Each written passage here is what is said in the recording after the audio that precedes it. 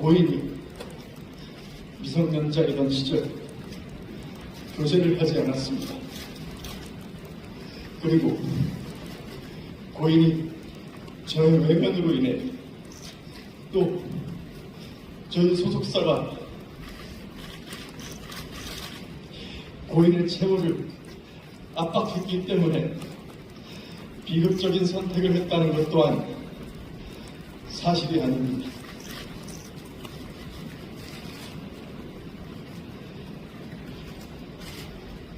둘 다 배우라는 짐을 빼면 저와 고인은 다른 사람들과 마찬가지로 평범한 연인이었습니다. 서로 좋은 감정을 갖고 만나고 다시 시간이 지나 헤어지게 됐습니다. 그 뒤로는 고인과 좀처럼 연락을 주고받지는 못했습니다. 대부분의 연인들과 마찬가지로 헤어진 사이에 따로 연락을 주고받는 건 조심스러운 일이었습니다. 둘 다 많은 사람들에게 얼굴이 알려진 배우이기도 했고 고인이 저와 같은 소속사에 있었을 때는 고인이 어떻게 지내고 있는지 어느 정도 알고 있던 입장이라 더 그랬습니다.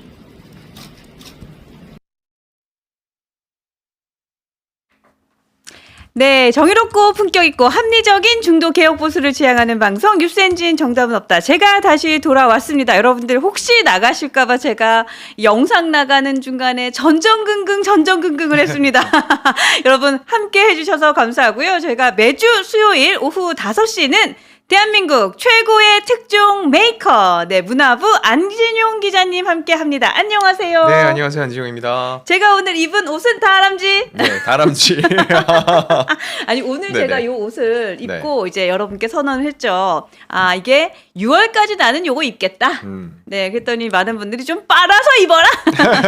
이런 얘기도 해주셨는데, 제가 요거 기자님도 한 벌 드렸어요. 아, 네네. 감사합니다. 네, 사이즈 괜찮을 것 같죠? 제가 녹색 좋아합니다. 아, 그래요? 네, 근데 되게 잘 어울리시더라고요. 아, 그래요? 네, 딱 이렇게 초록색 뵈니까 역시 상큼한 분들은 초록이 잘 받는다. 아, 그래서 앵커님이 잘 어울리시나 봐요. 그 얘기를 기대했습니다. 자, 고맙습니다. 오늘 네. 저희가 사실 웃고 좀 시작을 했지만 방금 영상 보셔서 아시겠지만 그 고인이 된 네, 김새롬 씨의 그 미성년자 시절 남자친구라고 지금 네, 지목을 받은 배우 김수현 씨가 최근에 화두입니다. 네. 네. 이슈가 커요. 그래서 지금 보니까 기자회견 장면인데 직접 다녀오신 건 것 같아요. 네, 제가 현장에 다녀왔고 보신 영상도 제가 직접 찍어온 건데 자, 이 논란이 불거진 지 약 3주 정도 됐거든요. 근데 그동안에는 김수현 씨가 직접 입장을 낸 적이 없어요. 근데 김수현 씨가 직접 언론 앞에 모습을 드러내서 처음으로 입장을 발표했기 때문에 정말 대한민국의 언론은 거의 그날 현장에 다 와 있었던 느낌이었어요. 그만큼 꽉 차 있었고 40분 동안 김수현 씨가 본인의 미리 준비해온 원고대로 입장을 발표했는데 크게 두 가지였습니다. 첫 번째, 네. 미성년자 시절에는 김새롬 씨와 교제하지 않았다. 지금 가장 핵심되는 게 미성년자 교제 이 관련된 얘기인데 네. 그걸 다시 한번 재차 부인을 했습니다. 관련해서 여러 가지 또 증거 자료들이 나왔다고 하는데 그런 증거 자료도 모두 사실이 아니고 조작 가능성까지 제기를 했고요. 또 하나는 7억 원 변제 압박을 했다는 이 부분이거든요. 그러니까 김새롬 씨에게 그 소속사 측으로 돈을 갚아라. 네. 사실 김새롬 씨가 앞서서 그 음주 교통사고가 났다는 것도 많은 분들이 알고 계실 겁니다. 네. 그거 관련해 가지고 여러 가지 위약금이라든지 금액이 필요했는데 워낙 거액이다 보니까 소속사에서 먼저 변제를 해주고 이 부분에 대해서 김새롬 씨에게 돌려달라고 내용 증명 보낸 거죠. 사실 빌려준 돈에 대해서 돌려달라고 하는 것 자체가 문제될 건 없습니다. 그렇죠. 다만 네. 김새롬 씨가 관련해서 당장 그 돈이 없기 때문에 너무 압박이 크니 그 김수현 씨에게 문자를 보냈어요. 나 좀 살려줘라는 내용이 담겨 있었는데 이와 관련해서 김수현 씨가 답장이 없고 2차 내용 증명이 김세론 씨에게 다시 가면서 압박을 줬다. 이 부분이 논란이 됐던 건데 네. 이와 관련해서 현장에서 김수현 씨가 또 하나의 녹취록을 공개했는데 소속사 전 대표와 그 당시 김세론 씨 소속사 대표의 대화 내용인데 여기 이 내용 중에 보면은 이런 우리가 지금 이렇게 보내지 않으면은 배임에 해당되기 때문에 우리가 보낼 수밖에 없는 거니까 김세론 씨에게 잘 말을 해달라 이런 내용이 분명히 담겨 있어요. 네. 사전에 이야기가 주고받았다는 게 전제가 된 거 보이는데 다만 하나 제가 의구심이 드는 거는 실제로 그래서 그 내용 안에 김세론 씨가 안 갚아도 됩니다라는 정확히 명시적인 얘기는 없었거든요. 그래서 그 내용 증명이 갔을 때 이게 어쩔 수 없는 상황 때문에 보내긴 하지만 결국은 김세론 씨가 갚아야 된다는 압박은 계속 갖는 거 아니냐 이런 의혹에서는 완전히 해소되진 않았다고 볼 수 있습니다. 근데 김세론 씨의 그 전 소속사 대표와 네. 그러니까 김수현 씨의 김수현 씨의 소속사 대표가 통화를 했는데 네네. 저는 좀 궁금한 게 네. 그 내용 증명을 굳이 그 배우에게 직접 보냈어야 됐나라는 생각은 들어요. 그거는 네. 이제 김세론 씨가 그 돈을 빌린 당사자니까 당사자에게 보내야 네, 되는군요. 그래서 내용 증명을 보내는 것 자체는 저는 그거는 회사의 절차라는 생각이 듭니다. 네. 근데 이 솔직히 말해서 7억 원은 이미 회사에서 손실 처리를 했어요. 돌려받기 힘들다라는 거. 그렇기 때문에 김세론 씨에 대한 배려가 있었다는 게 김수현 씨의 주장인데 물론 7억 원을 빌려주고 회사에서 손실로 떠하는 건 쉬운 결정이 아니라는 그렇죠. 거죠. 다만 김세론 씨가 그렇게 문자를 보냈다는 거는 김수현 씨에게 심리적인 압박이 있었고 실제로 손실 처리가 돼서 본인이 갚지 않아도 된다는 건 몰랐기 때문에 그런 문자를 보냈겠죠. 결과적으로 볼 때는 내부적인 그런 처리는 있다고 하더라도 네. 적어도 김세론 씨에게 이걸 이제 손실 처리해서 갚지 않아도 된다라고 직접적으로 안심시켜주는 이런 과정이 언제 이루어졌는지 이거에 대해서는 분명하게 얘기하지 않고 있다는 거죠. 그러면 그 김세론 씨가 소속되어 있던 당시 소속사 대표는 김세론 씨를 조금 이거 너무 걱정하지 마라. 내가 네. 이런 통화도 했다라고 네. 좀 달래줬으면 어땠을까라는 생각도 좀 들어요. 그러니까 그 부분에 대해서는 아직까지 입장이 나오지 않고 있는데 네. 김수현 씨의 주장은 과거에 이런 통화를 했는데 최근에 김세론 씨 소속사 대표는 이런 부분에 대한 얘기를 하지 않고 있다라는 것은 오히려 성토를 하고 있는 상황인데 추후에 이 부분이 김세론 씨에게 어떻게 전달이 됐는지는 아직까지는 밝혀지지가 않은 상황이에요. 그러면 이제 네. 미성년자 시절에 교제를 했다라는 의혹에 대한 얘기를 좀 하고 싶은데 네. 사실 이 부분에 대해서는 이제 여론이 첫 번째는 믿지 않는 것 같아요. 네네. 네, 그리고 두 번째는 그 카톡이 조작됐다라는 주장에 대해서도 믿지 않는 것 같아요. 네, 일단 그 말씀하신 그 부분 왜 믿지 않을까 생각을 해보면은요. 네. 사실 이건 사생활 영역이어서 제3자가 끼어들어서 이게 맞다 틀리다라고 말하기가 정말 힘들어요. 그럴 수 근데 있죠. 왜 사람들이 믿지 않는 쪽으로 부정적으로 보는 시선이 커졌냐면은 당초 김수현 씨는 김세론 씨랑 교제 사실 자체를 부인했습니다. 그랬죠. 그렇죠. 네. 이게 지난해부터 해서 1년 넘게 이어졌고 이번 논란이 불거진 처음에도 그랬어요. 근데 며칠 후에 입장이 다시 바뀌었죠. 사실 성인이 된 후에 1년 정도 교제했습니다. 그럼 대중들이 느낄 때는 더 이상 부정할 수 없을 때 그만큼만 인정하는 게 아니냐. 이미 한 차례 교제했으면서 하지 않았다고 얘기를 했기 때문에 다른 부분도 거짓일 수 있지 않냐. 이런 식으로 의구심을 가질 수밖에 없다는 거죠. 그러니까 한 번 신뢰가 깨졌으니까. 그렇죠. 신뢰가 무너진 게 굉장히 중요한 건데 그럼 김수현 씨가 왜 여기에 굳이 나왔을까라고 생각을 해보면 결국 그 부분인 것 같아요. 이미 소속사 입장에서는 어떤 얘기를 나왔을 때 이게 사실이 아닌 걸로 밝혀지면서 신뢰가 무너졌죠. 결국 그 다음에 소속사에서 아무리 입장을 내놔도 대중은 쉽게 믿지 않을 거예요. 결국은 김수현 씨가 직접 나와서 본인이 자신의 입으로 얘기를 해야지 진정성 있게 느껴지지 않을까 이런 것까지 생각을 했던 것으로 보입니다. 그리고 김세론 씨의 그 유족을 상대로도 120억 소송을 제기한 부분, 이 부분에 대해서는 와 이렇게까지 한다고 하고 생각하더라고요. 자, 이 부분은 표면적인 건 이거예요. 일단 사실이 아닌 얘기를 계속하고 있다. 그래서 명예훼손으로 형사고소를 진행을 했고요. 120억 원 부분은 민사소송인 겁니다. 이로 인해서 우리가 큰 피해를 받고 있다는 건데 이걸 유족과 그리고 그들의 지금 대리해서 입장을 내고 있는 유튜브 채널 운영자를 상대로 해서 120억 원 소송이 제기가 됐는데 네. 왜 이렇게까지 했을지 제가 생각을 해보면은 결국 이 사안을 지금은 도덕성 문제에 대해서 굉장히 많이 초점이 맞춰지는데 법적인 문제로 가져가려는 게 아닌가 싶어요.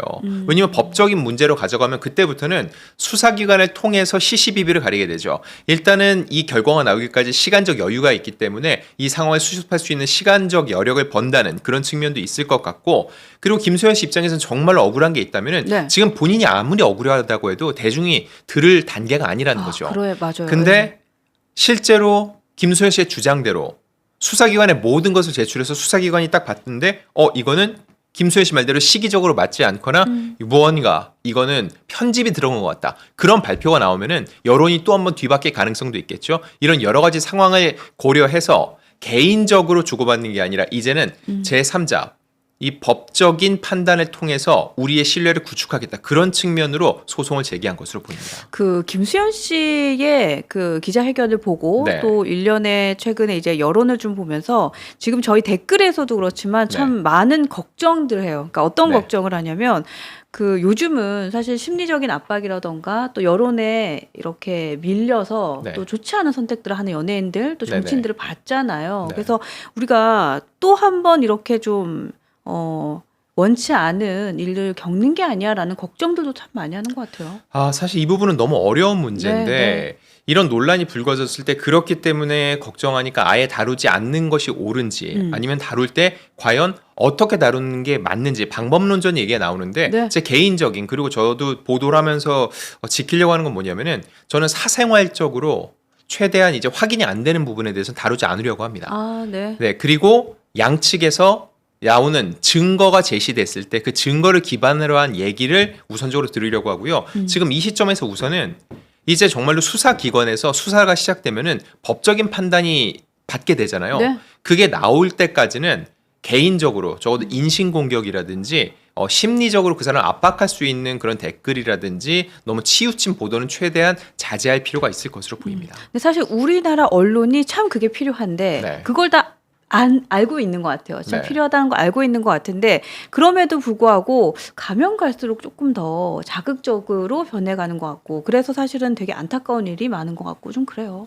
제가 왜 그럴지 생각을 해봤는데 너무 무한 경쟁 사회가 된 것 같아요. 보도의 경쟁. 그렇죠. 그럴 수 있겠네요. 언론사들도 너무 많아졌고 이게 대부분 휘발이 되거든요.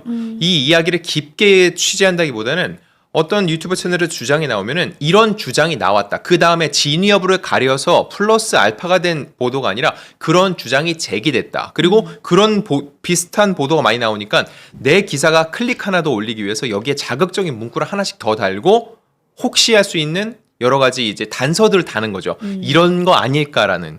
그러다 보니까는 출혈 경쟁이 계속 일어나고 그 과정 속에서 그 당사자들은 점점 피폐해질 수밖에 없는 상황인 거죠. 그 끝으로 제가 요 질문까지만 네네. 드려볼게요. 그 김수현 씨가 사실은 정면 돌파를 했다라는 생각은 들었어요. 기자회견 할 때는. 네. 그런데 기자들의 질의응답은 하지 않는 걸 보고 이 부분에 대해서도 또 얘기가 나오겠구나라는 생각을 좀 하게 됐어요. 그거는 현장 기자들도 마찬가지였고 저도 그랬어요. 왜냐면 이거는 입장 발표 자리가 아니라 기자회견 자리였거든요. 기자회견이란 게 뭔가요? 자신의 입장을 전한 다음에 그거에 대해서 기자들이 질문을 던지면 답을 하는 자리인데 원천적으로 이 시작하기 전부터 질의응답이 없다는 걸 수차례 강조를 했습니다. 아, 그래요? 그리고 김수현 씨가 퇴장할 때도 한 언론 매체에서 질문을 던졌는데 역시나 답을 하지 않았죠. 그럼 대중들이 느낄 때, 언론 매체에서 느낄 때는 왜 답을 하지 않을까? 이거에 대해서 김수현 씨 측은 논리를 내세웠습니다. 뭐냐? 그날 당일날 120억 소송과 이미 법적인 문제가 시작됐기 때문에 이건 수사기관에서 수사를 받을 문제다. 그래서 이거는 질의응답을 받지 않겠다라고 했는데 그거는 제가 볼 때 일방적인 입장이고 이 법적인 문제 외에도 도덕적인 문제라든지 향후 김수현 씨의 작품 관련된 문제라든지 기자들은 질문할 거리가 너무 많았습니다. 정말로 본인들이 원하는 대로 법적인 문제에서 지금 우리가 답을 주기 어렵다 하면 그 부분 제외하고 나머지 부분에 대한 질문을 받았어야 되는데 그 부분까지도 원천적으로 차단을 했기 때문에 이를 바라보면서 결국은 본인 하고 싶은 얘기만 하고 들어간 게 아니냐. 이거는 기자회견과 성격상 맞지 않는다. 이런 지적에서 자유로울 수 없는 거죠. 기자님은 가장 하고 싶었던 질문이 뭐였어요? 거기 계셨으니까. 제가 현장에서 가장 하고 싶었던 질문이요. 네. 사실 여러 가지 질문들을 되게 많이 하고 싶었는데 그 중에서도 이제 아무래도 김세론 씨 관련돼서 사람들이 가장 많이 궁금해 하잖아요. 김세론 씨가 문자를 보냈을 때 왜 답장을 하지 않았냐 이거예요. 왜냐하면 김새론 씨가 헤어진 연인한테 그것도 다른 것도 아니고 돈 문제로 문자를 보내서 나 좀 살려줘라는 표현을 쓸 때는 절박하거든요. 근데 김수현 씨가 그거에 대해서 내가 지금 모르는 내용이니까 내가 회사에 알아봐 줄게. 혹은 이게 부담스러웠다면은 나는 그 내용을 잘 몰라. 회사 쪽에서 확인해서 연락을 주도록 할게. 이런 식의 답장이 한 번이라도 갔으면은 김새론 씨의 마음이 훨씬 더 편하지 않았을까라는 생각이 드는 거죠. 물론 그게 본질적인 부분이 아닐 수 있지만은 적어도 지금 여러 가지 이 상황 속에 사람들이 감정적인 부분을 많이 보고 있잖아요. 김수현 씨가 굉장히 야박했다는 생각은 드는 거예요. 왜냐하면 지금 나온 현상만 놓고 보면은 김수현 씨가 그 문자를 받고 답변을 하지 않고 그 다음은 뭐가 갔다? 2차 내용 증명이 갔다는 거죠. 2차 내용 증명을 보낼 때 이런 이유로 보낸다고 김새론 씨 소속사 대표에게 연락을 취했다고 했지만 실질적으로 김새론 씨에게 어느 정도의 이야기가 갔는지는 현재는 알 수가 없는 대목이죠. 그러네요. 그런 측면에서 김수현 씨가 조금 더 이게 연배가 꽤 높잖아요. 거의 12살 차이가 나니까 오빠로서 사회의 선배로서 조금 더 따뜻하게 감싸주는 문자 메시지 하나라도 보냈으면 어땠을까 하는 아쉬움이 든다는 거죠. 아, 그러게요. 네, 그 질문은 참 괜찮네요. 예. 갑자기 또 궁금해졌잖아요. 네네. 기자님 때문에. 네. 그렇습니다. 그래서 여러분들도 버스코님께서도 지금 기자님 말씀 맞아요. 대답이라도 해주지라고 좀 여러분들도 공감해 주시는 것 같고, 또 퀸킹님께서는 연예인이라고 해서 뭐 근거 없이 비방하는 거는 큰 잘못입니다라는 글도 주셨습니다. 네, 연예인도 사람입니다라는 글도 주셨고요. 그러니까 여러분들은 그러니까 되게 공감 가고 또 공감의 댓글도 많이 주시는 것 같습니다. 네, 물망초님께서는 부모는 뭐 하고 탓을 상대한테 합니까? 뭐 이런 얘기도 하는데 사실 지금 이 문제가 불거지고 나서 유가족이 전면에 나서긴 했지만 그 김새론 씨가 좀 고난을 겪는 그 시기에는 유가족은 뭐 했나요? 라는 얘기도 좀 하시더라고요. 사실 이런 부분들 댓글로 많이 달리는데 네. 그 사실 유가족 부분에 대해서 말하기가 조심스럽습니다. 왜냐하면 이것도 사생활 중에 사생활이고 김새론 씨가 이제 세상을 떠나는 마지막 순간에 가족들과 어떠한 관계였는지 어떠한 이야기를 나눴는지는 저희가 지금 알 수 없거든요. 그 부분에 대해서 제3자들이 그때 그 시기에 가족들은 왜 더 보호해주지 못했을까라는 의구심을 가질 수 있겠지만은 그거에 대해서 유족들에게 직접적으로 너희는 뭐 했냐 이렇게 말하기에는 사실 지금 굉장히 조심스러운 상황입니다. 그러게요. 네, 여러분들도 이제 뭐 많은 이제 궁금한 것들도 오늘 좀 해소가 됐을 것 같고 또 저희 뉴스엔진 구독자분들은 확실히 댓글을 봐도 그러시지만 뭔가 불필요한 비방이라던가 이렇게 막 누군가를 막 공격하는 비판 같은 것들은 좀 많이 자제를 하시더라고요. 근데 제가 지금 본 것 중에서 네. 제가 일부러 앵커님께서는 좀 안 읽으실 수도 있는데 저는 좀 말씀드릴 게 네. 연예 기자도 똑같아요라는 지금 올라왔었거든요. 그랬어요? 저 못 봤는데. 그랬어요? 저도 이쪽 분야를 취재하는 기자지만 100% 공감을 합니다. 왜냐하면 김새론 씨가 음주 교통사고 냈을 때 정말 그 누구도 김새론 씨를 옹호할 수도 없는 상황이었지만은 정말로 많은 비판의 글들이 나왔고 이게 김새론 씨 입장에서는 그거에 대한 법적 책임을 졌거든요. 대한민국에 제가 항상 관용을 말씀드리지만 죄값을 치르면은 그 사람이 다시 원점에서 시작할 수 있는 기회를 줘야 되는데 그 후에 김새론 씨가 무언가를 하려고 할 때마다 음주 사고 김새론 이게 계속 달리거든요. 수식어를 붙였죠. 그렇죠. 근데 김새론 씨가 안타깝게 유명을 달리한 후에는 추모 분위기는 당연한데 그러면서 본인들이 그동안 김새론 씨에 대해서 그런 공격적인 기사를 썼던 거에 대해서는 전혀 반성이 없거든요. 결과적으로 그런 기사가 뭐 사회적으로 이슈가 되니까 안 쓸 수는 없습니다. 결국은 선을 지켜야 된다는 거예요. 그렇죠. 사안 자체 굉장히 스트라이트로 드라이하게 그 얘기를 전할 수 있지만은 그 개인에 대해서 본인은 알거든요. 기사를 읽으면서 본인 알아요. 이 사람은 이 사안 자체를 취재해서 쓰는 게 목적이다. 혹은 나를 굉장히 감정적으로 혹은 이렇게 자극적으로 다뤄서 클릭을 올리는 게 목적이다. 읽는 사람은 다 압니다.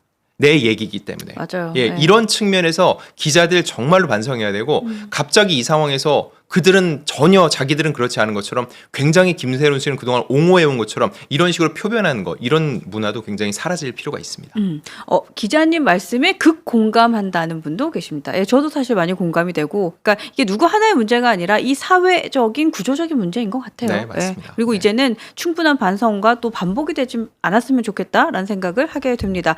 자, 분위기를 조금 바꿔서요, 우리 미스터 트롯 3 얘기를 좀 해보려고 하는데, 우리 기자님께서 김용빈의 우승을 그냥 떡하니 맞추셔가지고 네. 네, 하여튼 역시는 역시다라는 얘기를 들으셨는데 네. 자 이분들이 지금 전국 투어 콘서트가 시작이 됐죠. 네, 시작됐습니다. 네, 지금 흥행했다라는 얘기까지는 들었는데 어느 정도인지 궁금합니다. 일단 서울 공연까지 마쳤는데 무려 14,000명을 동원을 했어요. 야, 오프라인에 14,000명. 그렇죠. 오프라인 14,000명이면 진짜 어마어마한 수치거든요. 야. 이틀 공연이 모두 꽉 찼고요. 사실 제가 현장에 너무 가보고 싶었는데 저도 표를 못 구했어요. 전 그래서 다른 지역 공연을 다시 한번 가볼 생각인데 이 내용들은 제가 그래도 취재를 했습니다. 어떻게 진행을 했는지. 그래서 네. 오늘 그 얘기를 전해드릴까 하는 거고요. 14,000명이 들어간 사람이 14,000명입니다. 하지만 들어가지 못한 분들도 굉장히 많다는 거. 아, 우리 알죠. 그럼 우리 그분들은 네. 밖에라도 서 있죠. 그렇죠. 그분들은 그렇죠. 왜 현장을 갈까? 왜냐면 내가 대한민국에서 내가 좋아하는 가수와 가장 근거리에 있을 수 있는 곳이고 그리고 워낙 대규모 공연장이기 때문에 그 공연장 앞에 있으면은 노래 부르는 소리가 들립니다. 네, 그래서 공감하고 이렇게 함께 어우러질 수 있는 분위기를 즐기기 위해서 그 안에 들어가지 못하지만 주변을 감싼 분도 수백 수천이었습니다. 야. 네. 대박이네요, 진짜. 진짜 대박이네요. 아, 밖에서 들어가지 못하는 분들까지도 수백 수천이었다라는 얘기를 하시고. 그러니까 사실 김용빈 씨가 우승자였기 때문에 김용빈 씨의 무대가 어땠을지 사실은 제일 궁금하긴 해요. 네, 어쩔 수 없이 이 분이 메인일 수밖에 없어요. 이거는 우승자의 특권이기도 해요. 아, 그렇죠. 네, 그래서 1등인데. 개인 무대가 화제를 모았는데 이제 화제의 곡이었던 애인을 불렀고요. 그러면서 이런 얘기를 합니다. 가수 생활 22년 중에 요즘이 제일 행복하다. 저를 행복하게 해주신 만큼 이 콘서트를 보는 동안 많은 분들을 행복하게 해주겠다라고 했는데 그 말을 그대로 지켰습니다. 일단 본인이 무대 위에서 보여줬던 여러 히트곡 외에 혹시 예전에 뉴진스 멤버 한이가 불렀던 푸른 산호초라고 아세요? 알죠. 네, 예. 푸른 산호초. 그 줄무늬 티셔츠 입고. 맞아요. 예. 마사 세이코 1980년대 일본의 그 버블 시기를 상징하는 가수인데 이 노래를 여가수의 노래잖아요. 김용빈 씨가 불렀어요. 아, 너무 상큼했겠다. 네. 근데 네. 남성이니까는 근데 비슷한 풍의 옷을 입고 나와서 정말 상큼한 무대를 꾸며서 분위기를 한껏 끌어올렸고요. 마린보이 같았을 것 같아요. 이분이 약간 머리가 길잖아요. 그러니까요. 그리고 귀뒤로 이제 머리카락을 이렇게 넘기는 그런 퍼포먼스를 보여주면서 마사 세이코의 이미지를 잘 구현을 했다고 하고요. 좋네요. 또 하나 중요한 건 이겁니다. 미스터3에 참가했던 여기도 출연했던 절친한 친구 크리스 영. 이 사람이 피아노 반주잖아요. 크리스 영과 함께 무대를 꾸몄는데 여기에서도 패티김의 이별을 불렀습니다. 노래 아시죠? 네. 어쩌다 생각이 나겠지 하는 이 이거 노래. 좋다. 네. 네. 이 노래 다들 아실 텐데 알죠. 이 노래를 함께 부르면서 그 미스터 트롯 3를 보면서 김용빈 씨를 응원했던 분들 다시 한번 그 추억을 되새기게 만들었습니다. 와, 그리고 사실 그때 2등이었나요? 손비나님? 손비나 씨. 씨. 그리고 천록담 씨? 네. 이런 분들 무대도 사실은 많이 기대가 됐을 것 같아요. 네, 손비나 씨 같은 경우는 가버린 사장 그리고 그 무대 중에 최고로 꼽히는 것 중에 하나 수선하거든요. 그 무대도 다시 한번 재현을 했고요. 천록담 씨는 등불 외에도 천록담 씨는 초반에는 혹평이 많았어요. 혹평. 근데 호평으로 딱 넘어선 무대가 있습니다. 아, 그래요? 혜은이 씨의 제3한간기. 아, 지난번 말씀하셨다. 네. 그렇죠. 이 노래도 다시 한번 이 무대에서 보여줬고요. 네. 그 외에도 손비나 씨는 그 메들리 팀원이었던 추혁진, 남궁진 씨와 우리 집, 자기야 이런 노래들을 메들리로 들려주기도 했었고요. 그리고 천록담 씨 굉장히 의미 있는 얘기를 했습니다. 네. 딱 데뷔 100일이 되는 날 이게 데뷔라는 건 트로트 가수로의 데뷔입니다. 그렇죠. 네. 그날 바로 이 무대가 꾸며졌던 거예요. 그래서 데뷔 100일 된 신인 가수 천록담입니다라고 소개를 했고요. 제3한경교 무대 외에도 이제 천록담만의 여러 가지 무대를 통해서 사람들한테 어필을 했는데 제일 중요한 거 이날 신곡 무대가 있었습니다. 신곡이요? 네, 신곡이요. 사람들이 그동안 아무래도 경연을 치르면 유명한 곡들을 부르잖아요. 그렇죠. 근데 이날만큼은 그들의 신곡을 불렀어요. 손미나 씨는 땡큐 그리고 천록담 씨는 동해물과 백두산이. 이게 동해물과 백두산이라는 노래가 신곡이 굉장히 의미가 있는 게 왜 천록담인지 아세요? 알겠어요. 갑자기 그 노래를 그쵸. 네, 제목을 들으니까 알겠어요. 백두산 천지부터 한라산 백록담까지 그런 모두를 흥겹게 만들겠다. 그래서 천록담인데 그거에 맞는 신곡 동해물과 백두산이를 부르면서 또 흥겨운 무대를 계속 이어갔습니다. 아니 확실히 그 트롯 가수 데뷔는 100일이지만 네. 인기 가수로 오래 이제 경험이 있으셔서 그런지 네. 이런 제목 짓고 하는 센스나 짬밥이 어디 안 갔네요. 그 짬밥 그게 제일 그죠? 중요해요. 아 진짜 제대로네요. 내공인데 네.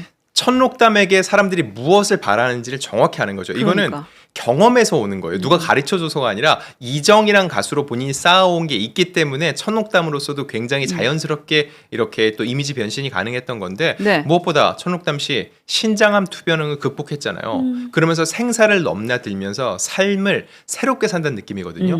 지금 하는 천록담 씨의 이 모든 무대는요. 진짜 돈이 목적이 아니라 내가 좋아서 즐기는. 그렇죠. 즐기는 그런 무대를 할 수 있어요. 그러니까요. 네. 그 여기가 지금 탑 세븐이 다 지금 출동을 한 거잖아요. 네네, 그렇죠? 맞습니다. 그리고 또 초대 가수도 있었나요? 이분들로도 사실 꽉 찼을 것 같긴 한데 왠지 콘서트 하면은 초대 손님이 있었을까도 좀 궁금하잖아요. 네, 있을 수밖에 없어요. 왜냐면 있었어요? 탑 세븐이지만 6명밖에 무대에 못 올랐어요. 왜냐? 남승민 씨 같은 경우는 아직도 군인이에요. 아이고야. 군 복무 중이기 때문에 무대에 오를 수 없었죠. 그 빈자리를 누가 채웠냐? 8위인 유지우 군 그리고 남궁진 10위 8위와 10위가 함께 특별 게스트로 출연해서 그들이 공연에서 보여줬던 특별한 무대를 선사했는데 특히 유지우 군 같은 경우는 사실 한 끗 차이거든요. 7위까지 탑 7까지 꼽는데 탑 8위였다고요. 그러니까. 근데 유지우 군 절대 좌절하지 않고 여기까지 온 것만으로도 행복하다고 정말 누구보다도 굉장히 성숙한 마인드를 보여줬는데 이 무대에서도 어떤 탑7 못지않은 아주 탄탄한 무대로 많은 이들을 흐뭇하게 만들었다는 후문입니다. 그러니까 그냥 그 트롯 그 미스터 트롯 3의 그냥 번외편 같은 모습이었을 것 같아서 더 네. 재밌었을 것 같아요. 왜냐하면 아슬아슬하게 떨어지는 분들까지도 무대를 해주시니까 더 의미 있는 초대 손님이었겠다? 라는 생각도 들고 하여튼 서울 콘서트 못 가봐서 어떡해요 진짜. 기자님도 너무 애석했을 것 같아. 제가 네. 이명웅 씨 콘서트 티켓도 구했고 그러니까. 나훈아 씨 콘서트 티켓도 사실 이런 콘서트들은 초대권이 안 나옵니다. 진짜로 내돈내산 제가 직접 티켓팅을 해서 사서 가서 봤는데 티켓팅. 예. 네. 근데 솔직히 미스터 트롯 3는요. 제가 조금 마음을 너무 아니랬구나. 쉽게 안일하게 생각했어요. 아니랬어. 그랬다가 결국은 놓쳤거든요. 근데 네. 여기서 포기할 수는 없죠. 지금 지역 콘서트가 진행되기 때문에 또 제가 현장 직접 다녀온 후에 여러분들께 즐거운 이야기 들려드리도록 하겠습니다. 아니 저희 방송 보시는 분들이 사실은 네네. 전국구기 때문에 지역 어디서 하는지 좀 궁금하실 것 같아요. 지역 사실 네. 여러분들이 생각나는 지금 여기 들어와 있는 분들이 사시는 거의 모든 지역을 다 돈다고 생각하시면 돼요. 그래요? 예, 오히려 안 가는 곳을 찾기 힘들 정도니까 지금 당장 미스터 트롯 3 공연 일정만 찾아봐도 내가 사는 지역이 언제 오는지 알 수 있거든요. 많이 하는군요, 공연을. 그럼요. 여러분들도 보시면서 내가 응원했던 가수를 보고 싶다라고 하면 지금 기회가 참 좋네요. 네, 지방을 쭉 돈다고 하니까 여러분들 함께 네, 피켓팅을 넘어서서 누구처럼 안일해지지 마시고 네, 잘 티켓팅을 하시면 좋을 것 같습니다. 네, 여러분들도 안진용 기자님 감사합니다라고 응원도 해주시고 제가 계시네요. 감사합니다. 네, 네. 고맙습니다. 자, 이렇게 해서 트랜스 고양이님 표 구하기 어려울 것 같습니다. 이런 얘기도 주시는데 자 어쨌든 저희가 이렇게 해서 오늘 연예부 문화부 소식까지도 진행을 해봤는데 여러분들도 뭐 조금 정치 얘기 많이 하시다가 또 얘기 들으시다가 잠깐 머리도 좀 식히고 또 우리가 궁금한 것도 보고 하시면 좋을 것 같습니다. 자 내일 제가 방송을 좀 안내를 해드릴게요. 내일 방송 안내해드리는 동안 여러분들 좋아요 안 누른 분 계시면 좋아요도 눌러주시고요. 또 댓글, 구독도 알림 설정도 잘 부탁드리도록 하겠습니다. 자, 내일 목요일은 9시부터 또 문을 엽니다. 저희가 안녕 대한민국 윤석만 전 논설위원과 함께 할 예정이고요. 또 오전 10시 제가 바로 이어서 갑니다. 뉴스 사랑방. 내일도 제가 요 티셔츠를 입고 여러분들 찾아뵙도록 하겠습니다. 뉴스 사랑방 문을 활짝 열고요. 또 1시에는요. 이번 주 화요일에 출장 가셨다가 이제 돌아오셨다고 합니다. 우리 김형주 전 의원님과 함께하는 시간이죠. 스킨 인더 게임 공짜는 없다. 1시 진행할 예정이고요. 또 오후 4시에는요. 우리 마포탱큼 우리 하문경 위원장님 여기가 지금 4.2 재보궐선거 하는 곳이잖아요. 그래서 재보궐선거 결과 그리고 전국적인 그 선거였잖아요. 이번 계엄과 탄핵 이후에 처음으로 치러지는 선거인데 이 선거 결과에 대한 그 해설 방송을 같이 하려고 합니다. 우리 김준호 전 대변인 여러분들 좋아하시죠? 네, 김준호 전 대변인과 함께 4시에 돌아올 예정이니까요. 내일도 9시부터 10시, 1시, 4시까지 여러분 함께 달려주시고요. 네, 끝으로 우리 기자님의 다음 주 예고편을 듣고 인사를 들으면서 마무리하도록 하겠습니다. 네, 방금 댓글 중에 하나 보니까 저기 있네요. 네. 안지용 기자님, 이명훈 콘서트에서 봤어요. 어. 라고. 저도 그러셨구나. 인사해 주시 그러셨어요. 다음번에 아. 인사해 주시면 저도 배꼽 인사드리겠습니다. 아, 그때 우리 이렇게 인사해야죠. 아. 반갑습니? 다람쥐. 그렇죠. 그렇게 인사해야죠, 우리. 네네. 네. 그리고 이명웅 씨 팬들이 꽤 많으신 것 같은데 최근에 이 산불 피해 복구 차원에서 이명웅 씨가 4억 원의 기부금을 냈거든요. 아, 그렇게 큰 돈을 냈어요? 그렇죠. 근데 이명웅 씨 말고도 정말 많은 분들이 기부의 손길을 뻗치고 있는데 제가 다음번에 이명웅 씨 포함해서 기부 얘기를 좀 해드릴까 해요. 아, 좋아요. 왜 해드리려고 하면은 네. 단순히 선행 얘기가 아니라 저는 매번 느끼지만 세상을 진짜 좀 삐딱하게 바라보는 분들이 꽤 있어요. 무슨 얘기냐면은 연예인들 기부하는 거 자기 이미지 올리고 아울러 그거 세금 털려고 하는 거야 라는 얘기를 많이 하세요. 야. 근데 실질적으로는 그렇지 않다는 거.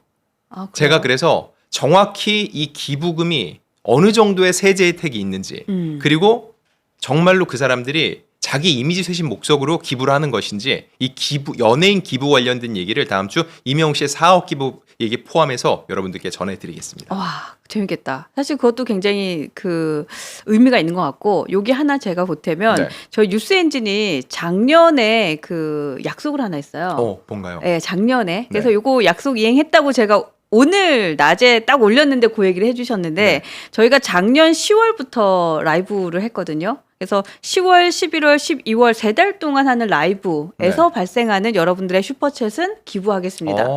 그래서 저희가 기부 다 했어요. 야, 네. 훌륭하시네요. 근데 사실은 네. 조금 부끄러운 게, 그러니까 저희가 처음 라이브를 했을 땐 사실 많은 분들이 봐주지는 않으시잖아요. 그렇기도 하고 또 많은 분들이 또 우리를 잘 모르니까 슈퍼챗으로 지금보다는 조금 적게 응원을 네. 해주시고 하셔서 저희가 여러분들 되게 응원해주시고 또 격려 많이 해주셨는데 그래도 엄청 큰 돈을 기부한 건 아닌 것 같아서 또 되게 겸연쩍기도 하고 그래요. 근데 네. 제가 볼 때 돈의 크기는 중요하지 않아요. 내 마음을 내가 할 수 있을 만큼 표현하는 게 중요하죠. 네. 그게 선한 영향력이 돼서 전파가 되는 거니까 충분히 훌륭한 일을 하셨다고 저는 생각합니다. 아유, 고맙습니다. 네. 그래서 저희가 게시판에 올려놨거든요. 저희 뉴스엔진에서 작년 10월, 11월, 12월 3달 동안 했던 네, 슈퍼챗은 여러분들이 주신 슈퍼챗은 저희가 기부를 했습니다. 그러니까 그것도 여러분들 네, 칭찬해 주시고 격려해 주셔서 고맙습니다. 람지. 자, 우리가 다음 주에도 네, 의미 있는 네, 방송 만들어 가도록 저희가 기자님과 함께 노력을 하고요. 또 내일은 9시부터 문을 활짝 열고 기다리도록 하겠습니다. 뉴스엔진 9시 방송 내일 만나 뵙도록 하겠습니다. 함께 해주신 여러분 고맙습니다. 감사합니다. 감사합니다.